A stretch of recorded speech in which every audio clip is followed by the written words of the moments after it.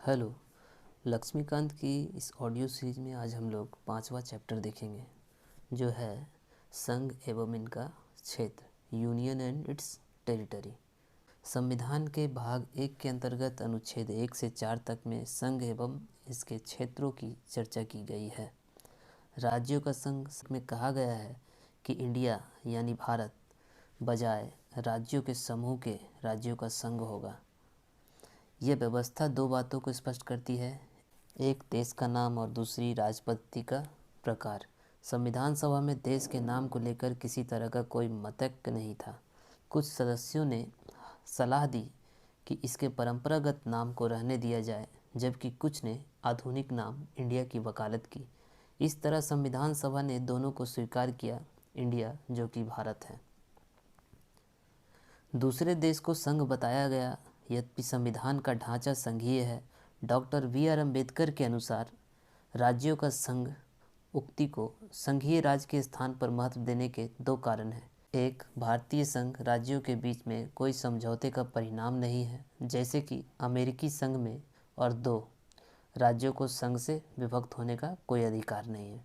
पहला ये है कि भारतीय संघ राज्यों के बीच में कोई समझौते का परिणाम नहीं है, जैसा कि अमेरिकी संघ में है, और दूसरा ये है कि राज्यों को संघ से विभक्त होने का कोई अधिकार नहीं है। यह संघ है, यह विभक्त नहीं हो सकता। पूरा देश एक है जो विभिन्न राज्यों में प्रशासनिक सुविधा के लिए बटा हुआ है। अनुच्छेद 1 के अनुसार भारतीय क्षेत्र को 3 श्रेणियों में बांटा जा सकता है: राज्यों के क्षेत्र, दूसरा संघ क्षेत्र, तीसरा है ऐसे क्षेत्र जिन्हें किसी भी समय भारत सरकार द्वारा अधिग्रहित किया जा सकता है। राज्यों एवं संघ शासित राज्यों के नाम, उनके क्षेत्र विस्तार को संविधान की पहली अनुसूची में दर्शाया गया है। पहली अनुसूची में इस वक्त भारत में 28 राज्य और 8 केंद्र शासित क्षेत्र हैं, वर्तमान 2021 के डेटा के अनुसार।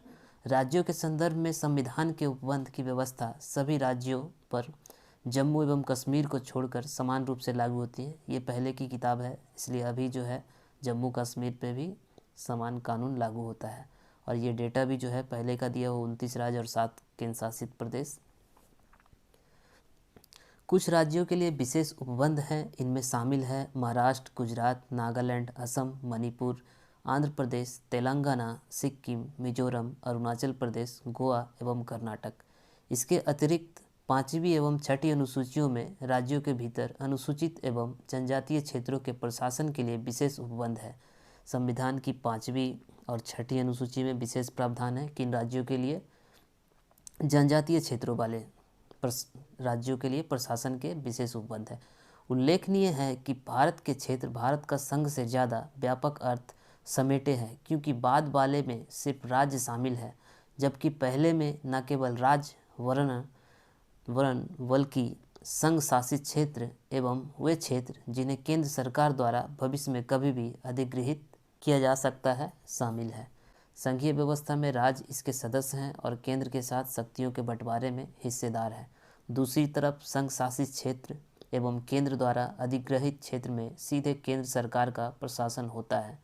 एक संप्रभु राज्य होने के नाते भारत अंतर्राष्ट्रीय कानूनों के तहत विदेशी क्षेत्रों का भी अधिग्रहण कर सकता है। उदाहरण के लिए सत्तांतरण संधि के अनुसार खरीद, उपहार या लीज व्यवसाय जिसे अभी तक किसी मान्य शासक ने अधिग्रहित ना किया हो, जीत या हार कर। उदाहरण के लिए भारत ने संविधान लागू होने के बाद कुछ विदेशी क्षेत्रों का अधिग्रहण किया है, जैसे दादर और नगर हवेली, गोवा, दमन व दीव, पुडुचेरी एवं सिक्किम। इन क्षेत्रों के अधिग्रहण की बाद में आगे चर्चा की जाएगी। अनुच्छेद 2 में संसद को यह शक्ति दी गई है कि संसद विधि द्वारा ऐसे निबंधनों और शर्तों पर जो वह ठीक समझे संघ में नए राज्यों का प्रवेश या उनकी स्थापना कर सकेगी। इस तरह अनुच्छेद 2 संसद को 2 शक्तियां प्रदान करता है: नए राज्यों को भारत के संघ में शामिल करे, और दूसरा नए राज्यों का गठन करने की शक्ति। पहली शक्ति उन राज्यों के प्रवेश को लेकर है जो पहले में अस्तित्व में है, जबकि दूसरी शक्ति नए राज्यों को अस्तित्व में नहीं है। अनुच्छेद 2 है जो राज्य भारतीय संघ के हिस्से नहीं है उनके प्रवेश और गठन से संबंधित है। दूसरा अनुच्छेद 3 भारतीय संघ के नए राज्यों के निर्माण या वर्तमान राज्यों में परिवर्तन से संबंधित है। अनुच्छेद 3 भारतीय संघ के नए राज्यों के निर्माण और वर्तमान राज्यों में परिवर्तन से संबंधित है। दूसरे शब्दों में अनुच्छेद 3 में भारतीय संघ के राज्यों के पुनर्सीमन की व्यवस्था करता है। राज्यों के पुनर्गठन संबंधी संसद की शक्ति। अनुच्छेद 3 संसद को अधिकृत करता है किसी राज्य में उसका राज्य क्षेत्र अलग करके अथवा दो या अधिक राज्यों को या राज्यों के भागों को मिलाकर अथवा किसी राज्य क्षेत्र को किसी राज्य के भाग के साथ मिलाकर नए राज्यों का निर्माण कर सकेगी संसद। किसी राज्य के क्षेत्र को बढ़ा सकेगी संसद। किसी राज्य का क्षेत्र घटा सकेगी। किसी राज्य की सीमाओं में परिवर्तन कर सकेगी। किसी राज्य के नाम में परिवर्तन कर सकेगी। हालांकि इस संबंध में अनुच्छेद 3 में 2 शर्तों का उल्लेख है। एक, उपरोक्त परिवर्तन से संबंधित कोई अध्यादेश राष्ट्रपति की पूर्व मंजूरी के बाद ही संसद में पेश किया जा सकता है, और दूसरा, संस्तुति से पूर्व राष्ट्रपति उस अध्यादेश को संबंधित राज्य के विधानमंडल का मत जानने के लिए भेजता है। यह मत निश्चित सीमा के भीतर दिया जाना चाहिए। इसके अतिरिक्त संसद की नए राज्यों का निर्माण करने की शक्ति में किसी राज्य या संघ क्षेत्र के किसी भाग को किसी अन्य राज्य या संघ क्षेत्र में मिलाकर अथवा नए राज्य या संघ क्षेत्र में मिलाकर अथवा नए राज्य या संघ क्षेत्र का निर्माण सम्मिलित है। राष्ट्रपति या राज्य विधानमंडल के मत को मानने के लिए बाध्य नहीं है। राष्ट्रपति है जो राज्य विधानमंडल के मत को मानने के लिए बाध्य नहीं है और इसे स्वीकार या अस्वीकार कर सकता है, भले ही उसका मत समय पर आ गया हो। संशोधन संबंधित अध्यादेश के संसद में आने पर हर बार राज्य के विधानमंडल के लिए नया संदर्भ बनाना जरूरी नहीं है। संघ क्षेत्र के मामले में संबंधित विधानमंडल के संदर्भ की कोई आवश्यकता नहीं है। संसद जब उचित समझे स्वयं कदम उठा सकती है। इसी तरह यह स्पष्ट है कि संविधान संसद को यह अधिकार देता है कि वह नए राज्य बनाने, उसमें परिवर्तन करने, नाम बदलने या सीमा में परिवर्तन के संबंध में बिना राज्यों की अनुमति से कदम उठा सकती है। दूसरे शब्दों में संसद अपने अनुसार भारत के राजनीतिक मानचित्र का पुनर्निर्धारण कर सकती है। इस तरह संविधान द्वारा क्षेत्रीय एकता, राज्य के अस्तित्व को गारंटी नहीं दी गई है। इस तरह भारत को सही कहा गया है। विभक्त राज्यों का अविभाज्य संघ। संघ सरकार राज्य को समाप्त कर सकती है, जबकि राज्य सरकार संघ को समाप्त नहीं कर सकती। दूसरी तरफ अमेरिका में क्षेत्रीय एकता या राज्यों के अस्तित्व को संविधान द्वारा गारंटी दी गई है। अमेरिकी संघीय राज्य सरकार नए राज्यों का निर्माण या उनकी सीमाओं में परिवर्तन बिना संबंधित राज्यों की अनुमति से नहीं कर सकती। इसलिए अमेरिका को अविभाज्य राज्यों का अविभाज्य संघ कहा गया है। अनुच्छेद 4 में स्वयं यह घोषित किया गया है कि नए राज्यों का प्रवेश या गठन अनुच्छेद 2 के अंतर्गत नए राज्यों के निर्माण, सीमाओं, क्षेत्रों और नामों में परिवर्तन उनको संविधान के अनुच्छेद 368 के संशोधन नहीं माना जाएगा। अर्थात इस तरह का कानून एक सामान्य बहुमत और साधारण विधायी प्रक्रिया के जरिए पारित किया जा सकता है। क्या संसद को यह भी अधिकार है कि वो किसी राज्य के क्षेत्र को समाप्त कर भारतीय क्षेत्र को किसी अन्य देश को दे दे? अनुच्छेद 3 के अंतर्गत यह प्रश्न उच्चतम न्यायालय के सामने तब आया जब 1960 में राष्ट्रपति द्वारा एक संदर्भ के जरिए उससे इस बारे में पूछा गया। बेरूवाड़ी संघ पर पाकिस्तान का नेतृत्व ने राजनीतिक विद्रोह और विवादों को जन्म दिया, जिस कारण राष्ट्रपति ने से संदर्भ लिया गया। उच्चतम न्यायालय ने कहा कि संसद की शक्ति राज्यों की सीमा समाप्त करने और भारतीय क्षेत्र को अन्य देशों को देने की नहीं है। अनुच्छेद 3 के अंतर्गत यह कार्य अनुच्छेद 368 में ही संशोधन कर किया जा सकता है। इस तरह 9वें संविधान संशोधन अधिनियम 1960 के प्रभावी होने पर उक्त क्षेत्र को पाकिस्तान को स्थानांतरित कर दिया गया। दूसरी तरफ 1969 में उच्चतम न्यायालय ने व्यवस्था दी कि भारत और अन्य देशों के बीच सीमा निर्धारण विवाद को हल करने के लिए संवैधानिक संशोधन की जरूरत नहीं है। यह कार्य कार्यपालिका द्वारा किया जा सकता है। इसमें भारतीय क्षेत्रों को विदेश को सौंपना शामिल नहीं है। 100वां संविधान संशोधन अधिनियम 2015 को इसलिए अधिनियमित किया गया कि भारत द्वारा कुछ भूभाग का अधिग्रहण किया जाए, जबकि कुछ अन्य भूभाग को बांग्लादेश को हस्तांतरित कर दिया जाए। उस समझौते के तहत जो भारत और बांग्लादेश की सरकारों के बीच हुआ, इस लेन देन में भारत ने 111 विदेशी अंतर क्षेत्रों को बांग्लादेश को हस्तांतरित कर दिया, जबकि बांग्लादेश ने 51 अंतर क्षेत्रों को भारत को हस्तांतरित किया। इसके साथ ही इस लेन देन में प्रतिकूल दखलों का हस्तांतरण तथा 6.1 किलोमीटर असीमांकित सीमाई क्षेत्र का सीमांकन भी शामिल था। इन 3 उद्देश्यों के लिए संशोधन ने 4 राज्यों असम, पश्चिम बंगाल, मेघालय और त्रिपुरा के भूभाग से जुड़ी पहली अनुसूची के प्रावधानों को भी संशोधित कर दिया। इस संशोधन की निम्नलिखित पृष्ठभूमि है। भारत और बांग्लादेश की लगभग 4096.7 किलोमीटर लंबी साझी जमीनी सीमा है। भारत पूर्वी पाकिस्तान जमीनी सीमा का निर्धारण 1947 के रेडक्लिफ अवार्ड के अनुसार हुआ था। विवाद रेडक्लिफ अवार्ड के कुछ प्रावधानों को लेकर हुआ, जिनका समाधान 1950 के बग्गे अवार्ड के अनुसार किया जाना था। पुनः एक कोशिश इन विवादों के समाधान के लिए 1958 में नेहरू नून समझौते के द्वारा की गई। नेहरू नून समझौते। हालांकि बेरुवाड़ी यूनियन के विभाजन को सर्वोच्च न्यायालय में चुनौती दी गई। सर्वोच्च न्यायालय के निर्णय के अनुपालन में संविधान का 9वां संशोधन अधिनियम 1960 पारित किया गया। लगातार मुकदमेबाजी तथा अन्य राजनीतिक घटनाक्रमों के चलते यह अधिनियम अधिसूचित नहीं किया जा सका। भूतपूर्व पूर्वी पाकिस्तान के भूभागों को लेकर 16 मई 1974 को भारत बांग्लादेश की ज़मीनी सीमा के सीमांकन एवं संबंधित मामलों के लिए दोनों देशों के साथ एक समझौता हुआ ताकि इस जटिल मुद्दे को हल किया जा सके। इस समझौते की भी अभी पुष्टि नहीं की जा सकी क्योंकि यह ज़मीन के हस्तांतरण का मामला था, जिसके लिए संविधान संशोधन की जरूरत थी। इस संबंध में ज़मीन पर उस क्षेत्र विशेष को चिन्हित करने की जरूरत थी जिसे हस्तांतरित किया जाना था। इसके पश्चात असीमांकित जमीनी सीमा, प्रतिकूल कब्जे वाले भूभागों तथा अंतर क्षेत्रों के आदान प्रदान को विकसित कर 6 सितंबर 2011 को एक प्रोटोकॉल पर दस्तखत कर इस मुद्दे को हल करने का प्रयास किया गया, जो कि भारत बांग्लादेश के बीच जमीनी सीमा समझौता 1974 का अभिन्न हिस्सा है। इस प्रोटोकॉल को असम, मेघालय, त्रिपुरा एवं पश्चिम बंगाल राज्य सरकारों के सहयोग एवं सहमति से तैयार किया गया। केंद्र शासित प्रदेशों एवं राज्यों का उद्भव। देशी रियासतों का एकीकरण। देशी रियासतों का एकीकरण। आज़ादी के समय भारत में राजनीतिक इकाइयों की 2 श्रेणियां थी, ब्रिटिश प्रांत और देशी रियासतें। ब्रिटिश सरकार के अधीन, शासन के अधीन जो थी ब्रिटिश प्रांत, और देशी रियासतें जो राजा के शासन के अधीन लेकिन ब्रिटिश राजशाही से संबंध। भारतीय स्वतंत्रता अधिनियम 1947 के अंतर्गत 2 स्वतंत्र एवं पृथक प्रभुत्व वाले देश भारत और पाकिस्तान का निर्माण किया गया। देशी रियासतों को 3 विकल्प दिए गए: भारत में शामिल हो, पाकिस्तान में शामिल हो या स्वतंत्र रहें। 552 देशी रियासतें भारत की भौगोलिक सीमा में थी। 549 भारत में शामिल हो गई और बची हुई 3 रियासतें हैदराबाद, जूनागढ़ और कश्मीर ने भारत में शामिल होने से इनकार कर दिया। कौन सा? हैदराबाद, जूनागढ़ और कश्मीर। यद्यपि कुछ समय बाद इन्हें भी भारत में मिला लिया गया। हैदराबाद को पुलिस कार्रवाई के द्वारा, जूनागढ़ को जनमत के द्वारा और कश्मीर को विलय पत्र के द्वारा भारत में शामिल कर लिया गया। 1950 में संविधान ने भारतीय संघ के राज्यों को 4 प्रकार से वर्गीकृत किया: भाग का, भाग ख, भाग ग एवं भाग घ। ये सभी संख्या में 29 थे। भाग क में वे राज्य थे जहां ब्रिटिश भारत में गवर्नर का शासन था। भाग ख में 9 राज्य विधानमंडल के साथ शाही शासन। भाग ग में ब्रिटिश भारत के मुख्य आयुक्त का शासन एवं कुछ में शाही शासन।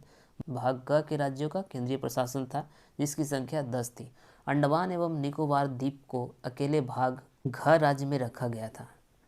धर आयोग और जेबीपी समिति। देशी रियासतों का शेष भारत में एकीकरण विशुद्ध रूप से अस्थायी व्यवस्था थी। इस देश के विभिन्न भागों, विशेष रूप से दक्षिण से मांग उठने लगी कि राज्यों का भाषा के आधार पर पुनर्गठन हो। जून 1948 में भारत सरकार ने एसके धर की अध्यक्षता में भाषाई प्रांत आयोग की नियुक्ति की।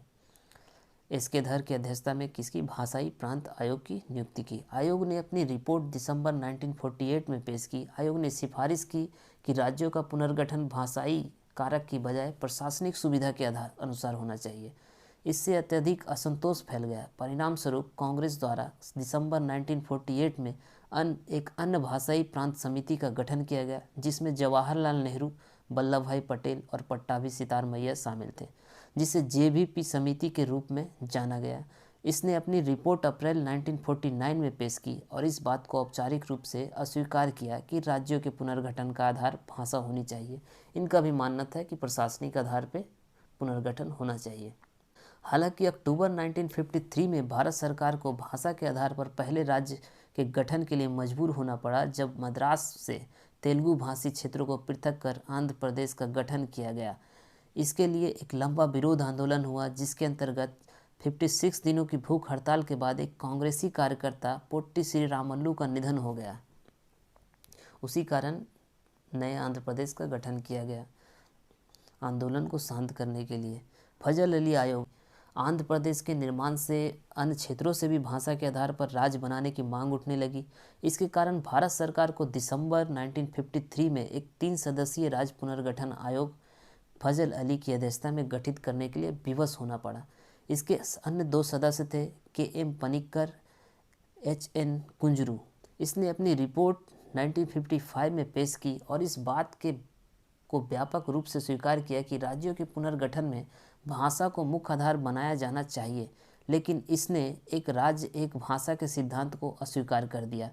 इसका मत था कि किसी भी राजनीतिक इकाई के पुनर्निर्धारण में भारत की एकता को प्रमुखता दी जानी चाहिए। समिति ने किसी राज्य पुनर्गठन योजना के लिए 4 बड़े कारकों की पहचान की: देश की एकता एवं सुरक्षा की अनुरक्षण एवं संरक्षण, भाषाई एवं संस्कृति एकरूपता, वित्तीय, आर्थिक एवं प्रशासनिक तर्क, प्रत्येक राज्य एवं पूरे देश में लोगों के कल्याण की योजना और इसका संवर्धन। आयोग ने सलाह दी कि मूल संविधान के अंतर्गत 4 आयामी राज्यों के वर्गीकरण को समाप्त किया जाए और 16 राज्यों एवं 3 केंद्र शासित प्रदेशों का क्षेत्रों का निर्माण किया जाए। भारत सरकार ने बहुत कम परिवर्तनों के साथ इन सिफारिशों को स्वीकार कर लिया। राज्य पुनर्गठन अधिनियम 1956 और 7वें संविधान संशोधन अधिनियम 1956 के द्वारा भाग क और भाग ख के बीच की दूरी को समाप्त कर दिया गया और भाग ग को खत्म कर दिया गया। इनमें से कुछ को पड़ोसी राज्यों के साथ मिला दिया गया तथा कुछ को संघ शासित क्षेत्रों के तौर पर पुनः स्थापित किया गया। परिणाम स्वरूप 1 नवंबर 1956 को 14 राज्य और 6 केंद्र शासित प्रदेशों का गठन किया गया। राज्य पुनर्गठन अधिनियम 1956 द्वारा कोचीन राज्य के त्रावणकोर तथा मद्रास राज्य के मालाबार तथा दक्षिण कन्नड़ के कसरगोड़े को मिलाकर एक नया राज्य केरल स्थापित किया गया। इस अधिनियम ने हैदराबाद राज्य के तेलुगु भाषी क्षेत्र को आंध्र राज्य में मिलाकर एक नए राज्य आंध्र प्रदेश की स्थापना की। उसी प्रकार मध्य भारत राज्य, विंध्य प्रदेश राज्य और भोपाल राज्य को मिलाकर मध्य प्रदेश राज्य का सृजन हुआ। पुनः इसने सौराष्ट्र और कच्छ राज्य को बॉम्बे राज्य में, कुर्ग राज्य को मैसूर राज्य में, पटियाला एवं पूर्वी पंजाब को पंजाब राज्य और अजमेर राज्य को राजस्थान राज्य में विलय कर दिया। इसके अलावा इस अधिनियम द्वारा नए संघ शासित प्रदेश लक्षद्वीप, मिनिकॉय, अमिनी द्वीपी द्वीपों का सृजन मद्रास राज्य से काटकर किया। 1956 के बाद बनाए गए नए संघ राज्य एवं संघ शासित क्षेत्र 1956 में व्यापक स्तर पर राज्यों के पुनर्गठन के बावजूद भारत के राजनीतिक मानचित्रों में व्यापक विभेदता व राजनीतिक दबाव के चलते परिवर्तन की आवश्यकता महसूस की गई। भाषा या सांस्कृतिक एकरूपता एवं अन्य कारणों के चलते दूसरे राज्यों से अन्य राज्यों के निर्माण की मांग उठी। महाराष्ट्र और गुजरात 1960 में द्विभाषी राज्य बम्बई को 2 पृथक राज्यों में विभक्त किया गया। महाराष्ट्र मराठी भाषी लोगों के लिए एवं गुजरात गुजराती भाषी लोगों के लिए। गुजरात भारतीय संघ का 15वां राज्य था। दादरा एवं नगर हवेली 1954 में इसके स्वतंत्र होने से पूर्व यहाँ पुर्तगाली का शासन था। 1961 तक यहाँ लोगों द्वारा स्वयं चुना गया प्रशासन चलता रहा। 10वें संविधान संशोधन अधिनियम 1961 द्वारा इसे संघ शासित क्षेत्र में परिवर्तित कर दिया गया। गोवा, दमन एवं दीव 1961 में पुलिस कार्रवाई के माध्यम से भारत में इन 3 क्षेत्रों को अधिगृहीत किया गया। 12वें संविधान संशोधन अधिनियम 1962 के द्वारा इन्हें संघ शासित क्षेत्र के रूप में स्थापित किया गया। बाद में 1987 में गोवा को एक पूर्ण राज्य बना दिया गया। इसी तरह दमन और दीव को पृथक केंद्र शासित प्रदेश बना दिया गया। पुडुचेरी का क्षेत्र पूर्व फ्रांसीसी गठन का स्वरूप था, जिसे भारत में पुडुचेरी, कराईकल, माहे, यनम के रूप में जाना जाता है। 1954 में फ्रांस ने इसे भारत को सुपुर्द कर दिया। इस तरह 1962 तक इसका प्रशासन अधिगृहीत क्षेत्र की तरह चलता रहा। फिर 14वें संविधान संशोधन अधिनियम द्वारा संघ शासित प्रदेश बनाया गया। नागालैंड 1963 में नागा पहाड़ियों और असम के बाहर के त्वेनसांग क्षेत्रों को मिलाकर नागालैंड राज्य का गठन किया गया। ऐसा नागा आंदोलनकारियों की संतुष्टि के लिए किया गया। तथापि नागालैंड को भारत संघ के 16वें राज्य का दर्जा देने से पूर्व 1961 में असम के राज्यपाल के नियंत्रण में रखा गया। हरियाणा, चंडीगढ़ और हिमाचल प्रदेश। 1966 में पंजाब राज्य से भारतीय संघ के 17वें राज्य हरियाणा और केंद्र शासित प्रदेश चंडीगढ़ का गठन किया गया। इसके बाद सिखों के लिए पृथक सिंह गृह राज्य पंजाब सूबा की मांग उठने लगी। यह मांग अकाली दल नेता मास्टर तारा सिंह के नेतृत्व में उठी। शाह आयोग 1966 की सिफारिश पर पंजाबी भाषी क्षेत्र को पंजाब राज्य एवं हिंदी भाषी क्षेत्र को हरियाणा राज्य के रूप में स्थापित किया गया। कौन सा आयोग? शाह आयोग। एवं इसने लगे पहाड़ी क्षेत्र को केंद्र शासित राज्य हिमाचल प्रदेश का रूप दिया गया। 1971 में संघ शासित क्षेत्र हिमाचल प्रदेश को पूर्ण राज्य का दर्जा दे दिया गया। 1971 में भारतीय संघ का 18वां राज्य हिमाचल प्रदेश बना। मणिपुर, त्रिपुरा एवं मेघालय। 1972 में पूर्वोत्तर भारत के राजनीतिक मानचित्र में व्यापक परिवर्तन आए। इस तरह दो केंद्र शासित प्रदेश मणिपुर व त्रिपुरा एवं उपराज्य मेघालय को राज्य का दर्जा मिला। इसके अलावा दो संघ शासित प्रदेशों मिजोरम और अरुणाचल प्रदेश, मूलतः जिसे पूर्वोत्तर सीमांत एजेंसी NEFA के नाम से जाना जाता है, भी अस्तित्व में आए। इसके साथ ही भारतीय संघ में राज्यों की संख्या 21 हो गई। 19वां था मणिपुर, त्रिपुरा 20वां और मेघालय 21वां। 22वें संविधान संशोधन अधिनियम 1969 के द्वारा मेघालय को स्वायत्त शासी राज्य बनाया गया। यह असम में उपराज्य के रूप में भी जाना जाता है, जिसका अपना मंत्री परिषद था। यद्यपि यह मेघालय के लोगों की महत्वाकांक्षा की पूर्ति नहीं कर पाया। मिजोरम एवं अरुणाचल प्रदेश संघ शासित प्रदेशों को असम क्षेत्र से पृथक किया गया। सिक्किम 1947 तक सिक्किम भारत का एक शाही राज्य था, जहां चोग्याल का शासन था। 1947 में ब्रिटिश शासन के समाप्त होने पर सिक्किम को भारत द्वारा रक्षित किया गया। भारत सरकार ने इसके रक्षा, विदेश मामले एवं संचार का उत्तरदायित्व लिया। 1974 में सिक्किम ने भारत के प्रति अपनी इच्छा दर्शाई। तदनुसार संसद द्वारा 35वां संविधान संशोधन अधिनियम 1974 लागू किया गया। इसके द्वारा सिक्किम को एक संबद्ध राज्य का दर्जा दिया गया। इस उद्देश्य के लिए एक नए अनुच्छेद 2 का एवं नई अनुसूची 10वीं अनुसूची, जिसमें संबंध की शर्तें एवं नियम उल्लिखित किए, को संविधान में जोड़ा गया। हालांकि यह प्रयोग अधिक नहीं चला। इसने सिक्किम के लोगों की महत्वाकांक्षाओं की पूर्ति नहीं हुई। 1975 में एक जनमत के दौरान उन्होंने चोग्याल के शासन को समाप्त करने के लिए मत दिया।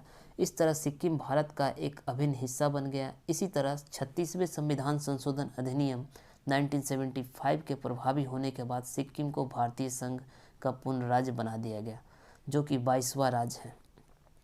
इस संशोधन के माध्यम से संविधान की पहली व चौथी अनुसूची को संशोधित कर नया अनुच्छेद 371 च को जोड़ा गया, इसमें सिक्किम के प्रशासन के लिए कुछ विशेष प्रावधानों की व्यवस्था की गई।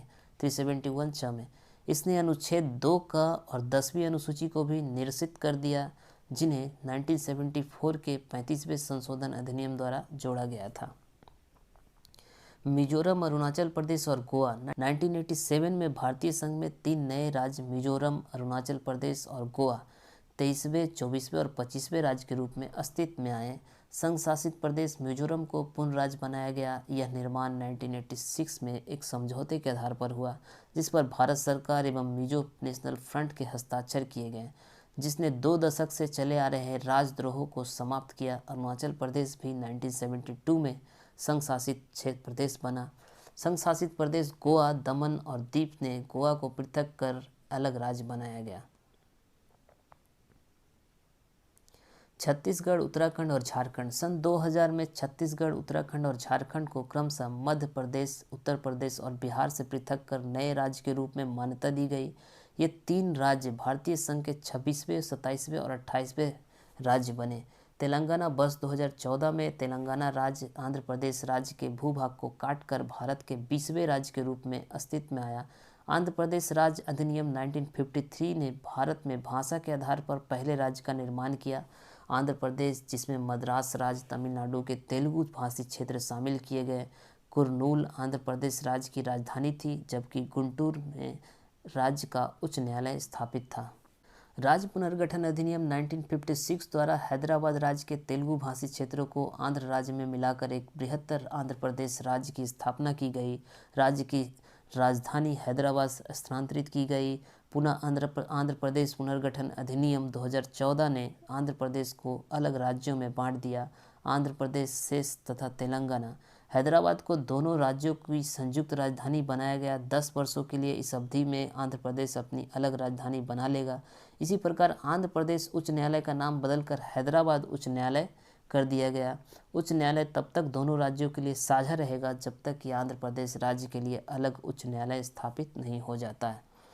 इस प्रकार राज्यों और संघ शासित क्षेत्रों की संख्या 1956 में क्रमशः 14 एवं 6 से बढ़कर 2014 में 29 एवं 7 हो गई। नामों में परिवर्तन। कुछ राज्यों एवं संघ शासित क्षेत्रों के नामों में भी परिवर्तन किया गया। संयुक्त प्रांत पहला राज्य था जिसका नाम परिवर्तन किया गया। इसका नया नाम 1950 में उत्तर प्रदेश किया गया। 1969 में मद्रास का नया नाम तमिलनाडु रखा गया। इसी तरह 1973 में मैसूर का नया नाम कर्नाटक रखा गया। इसी वर्ष लक्षद्वीप, मिनिकॉय एवं अमिनी द्वीप का नया नाम लक्षद्वीप रखा गया। 1992 में संघ शासित प्रदेश दिल्ली का नया नाम राष्ट्रीय राजधानी क्षेत्र रखा गया।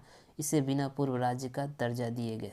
यह बदलाव 69वें संविधान संशोधन अधिनियम 1991 के द्वारा हुआ, जो दिल्ली को एनसीआर का दर्जा मिला। वर्ष 2006 में उत्तरांचल का नाम बदलकर उत्तराखंड कर दिया गया। इसी वर्ष पौंडीचेरी का नाम बदलकर पुडुचेरी किया गया। वर्ष 2011 में उड़ीसा का पुनः नामकरण उड़ीसा के रूप में हुआ। वर्तमान में भारत में 28 राज्य और 8 केंद्र शासित प्रदेश हैं। आप लोगों को अगर ये सेशन अच्छा लग रहा है तो लाइक करें, सब्सक्राइब करें और दोस्तों को शेयर करें।